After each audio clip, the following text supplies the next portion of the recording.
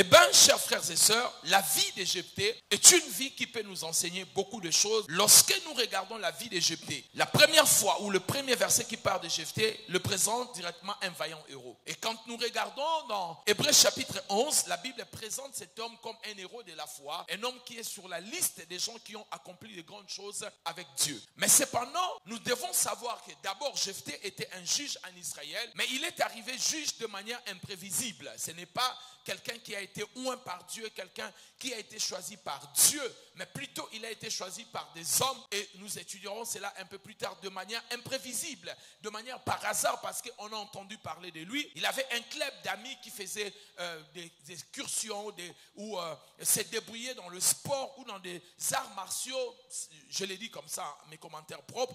Donc il avait un clique des gens qui étaient en train de s'entraîner, et on a appris qu'il avait une bande. Les gens se sont décidés, on dit pourquoi pas appeler cet homme pour venir nous secourir face à ces personnes qui sont en train de nous tourmenter. Mais bien aimé dans le Seigneur, il est important, avant d'avancer pour comprendre comment cet homme est devenu un vaillant héros, de regarder d'abord son passé. Qui était d'abord cet homme? La Bible dit que cet homme, au début de sa vie, on nous montre qu'il était un bâtard. Il était un vagabond, il était rejeté et il était un vaurien. Cependant, mes bien-aimés dans le Seigneur, cet homme est entré dans le panthéon des géants de la foi. Cet homme avait un passé difficile, surtout une enfance compliquée. Cet homme a eu un passé très difficile. On regarde, mes bien-aimés dans le Seigneur. La Bible dit que sa mère était une prostituée. Vous savez, mes bien-aimés dans le Seigneur, lorsque nous venons dans le monde, nous ne choisissons pas nos familles. Nous ne choisissons pas nos parents. Certains d'entre nous ici, si Dieu devait recommencer le monde et il nous posait des questions,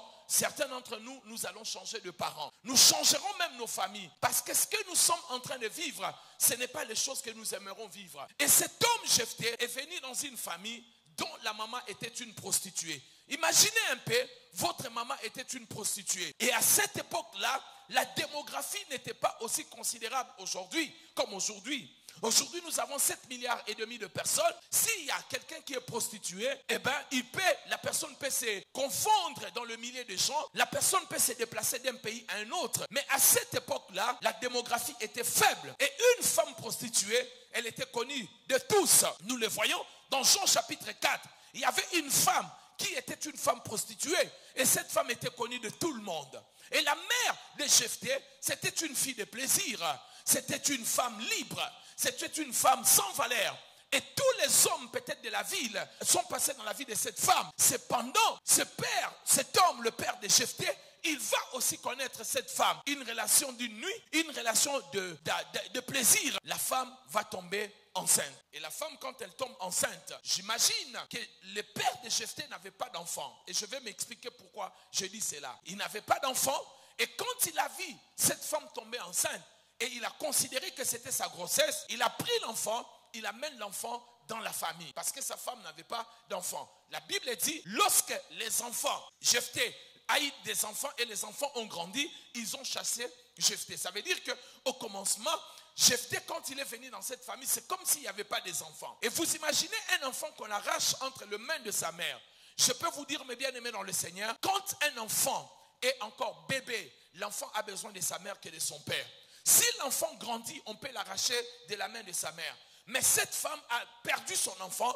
On a arraché son enfant pour l'amener dans un foyer où l'enfant ne connaissait plus sa maman et il commence à être grandi dans une famille. Dans une famille où il n'y a pas d'enfant, on peut adopter l'enfant facilement. On peut considérer, donner de l'amour à cet enfant parce qu'il n'y a pas encore un enfant. Mais le jour où le couple aura leur propre enfant, l'enfant adopté risque d'être négligé. C'est pour cela, c'est très dangereux, moi je pense, de faire adopter les enfants dans des familles de personnes qui pensent avoir encore des enfants. Ce couple risque de négliger l'enfant. Et quand cette femme a eu des enfants, les enfants commencent à grandir. Cet enfant qu'on avait ramené dans la maison, cet enfant de l'autre femme a été rejeté. La Bible dit, quand ces enfants ont grandi, ils ont dit, Jephthé, tu ne vas plus hériter avec nous dans la maison de notre père. Comme si cela ne suffisait pas, ils l'ont chassé. Ils l'ont pas seulement chassé, mais ils vont le dire, Jephthé, tu n'hériteras pas dans la maison de notre père. Troisième des choses, Comme cela ne suffisait pas, ils ont dit à Jephthé, tu es l'enfant d'une autre femme. En d'autres mots, ta mère est une prostituée. Toute la ville connaît l'histoire de ta mère. Nous ne voulons pas être collés avec l'histoire de ta mère, que nous sommes tes demi-frères. Nous ne voulons pas de cela. Jephthé a été rejeté. Frères et sœurs, certains d'entre vous ici, au son de ma voix, votre enfance était très compliquée et très difficile. Vous savez, j'ai appris à développer quelque chose, à aimer les gens. Je vais ouvrir une parenthèse. Bien que je ne suis pas quelqu'un, j'aime pas me plaindre. Je pense que la plainte, c'est le langage des faibles. Et comme je ne suis pas faible, je ne me plains pas. Vous savez, dans la vie, vous n'aurez jamais de problème directement avec moi. Je ne suis pas quelqu'un de compliqué, mais je suis quelqu'un de principe. Je ne suis pas quelqu'un de difficile, mais je suis quelqu'un qui aime le principe. Si quelqu'un vous dites plutôt qu'il s'est séparé ou éloigné de moi parce que j'ai été fautif, vérifiez quand même. Vous savez, mes bien-aimés dans le Seigneur, c'est lui qui vous détruit par le mensonge. La vérité le détruira un jour. N'ayez jamais peur si quelqu'un est en train de vous détruire par le mensonge. Tôt ou tard, la vérité viendra et détruira cette personne-là. La vérité est une arme puissante et le mensonge ne peut pas résister devant la vérité. Amen. Quelqu'un me dit amen bien. La grandeur, ce n'est pas dans de grandes choses. La grandeur, c'est dans la simplicité. Toutes ces grandes choses, des véhicules, des voyages, toutes ces choses, nous les avons faites. Mais nous avons compris que la grandeur est dans de petites choses. Qui m'a dit amen? Pourquoi je parle de cela? Parce que beaucoup de gens ne savent pas d'où nous venons. Les gens ne savent pas quand les gens viennent à l'église. Souvent les gens viennent parce qu'ils ont des problèmes. Les gens ne viennent pas à l'église d'abord forcément parce qu'ils aiment cette église-là. Non, souvent les gens viennent chercher d'abord la solution à leurs problèmes. Ils ont entendu parler de l'église, de l'homme de Dieu, ou d'un témoignage, ils se décident de venir pour chercher la solution à leurs problèmes. Et étant pasteur, si tu n'es pas attentionné, si tu ne veux pas écouter les gens, tu veux juger les gens sur leurs apparences, sur ce qu'ils vivent, sur ce qu'ils manifestent, eh bien tu vas tuer des gens.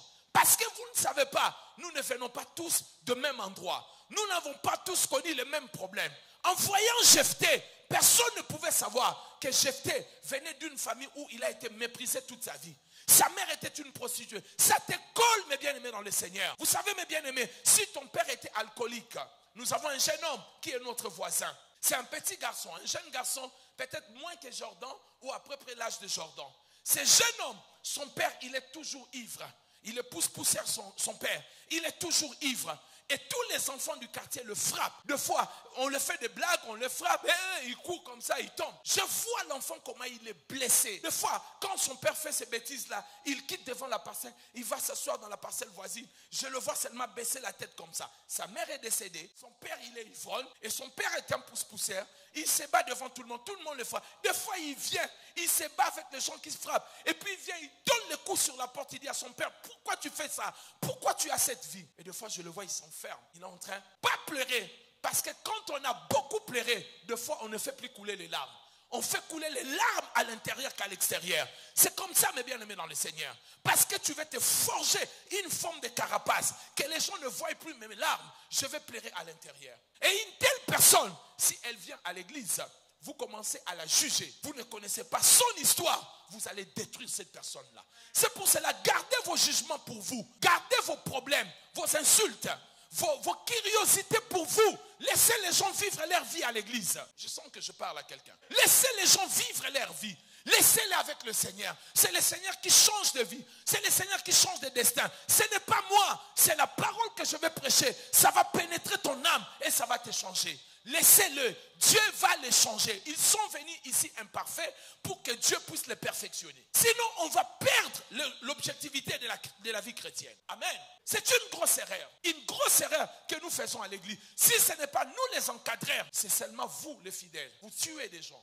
Vous tuez des chrétiens. Certains d'entre vous, vous avez tué notre frère Jephthé. Il a fui. Parce que dans les textes, je vais développer tout à l'heure, lorsqu'on a chassé Jephthé, la Bible dit Jephthé, il a fui loin de sa famille. Vous avez fait fuir des gens à l'église. Nos frères Jephthé ont fui l'église par votre comportement.